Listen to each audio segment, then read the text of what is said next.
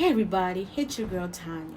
And today's self-care word is all about inspiring reflection and action in our journey toward better mental, emotional, and physical wellness. So, why don't you join me in exploring the meaning behind today's word and how it applies to our lives and practical ways to incorporate it into our self-care routine. And the word is nourish. And nourish, it means to provide what is necessary for growth, health, and well-being, in the context of self-care. Um, Nourish can refer to more than just healthy eating, nutrition, food. It can also mean feeding your mind with positive thoughts, your soul with fulfilling experiences, and your body with care and attention. It's about replenishing and nurturing every part of ourselves to thrive, you know? So I want to give you some self-care activities that maybe you can consider incorporating into your self-care routine. And the first one is physical self-care. Do that morning stretch or a yoga sequence, to start your day right. If you have a dog, you could walk or jog in a peaceful location.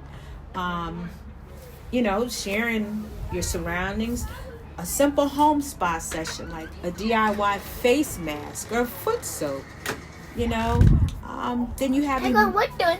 I'm talking. Then you have, emotional self-care, journaling prompts, for reflecting your feelings or gratitude, like this one.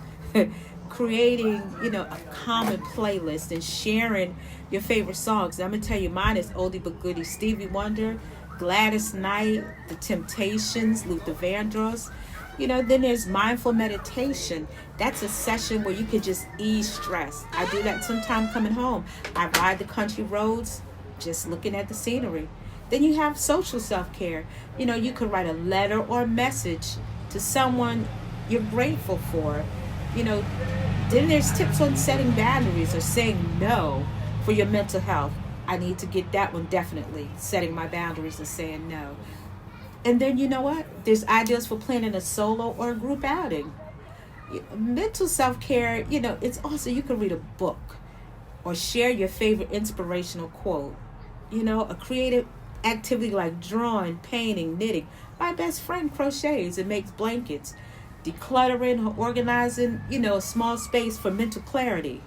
So, there's fun and lighthearted things like trying a new recipe, craft or skill and sharing the process. Watching a feel-good movie or listing your top comfort films.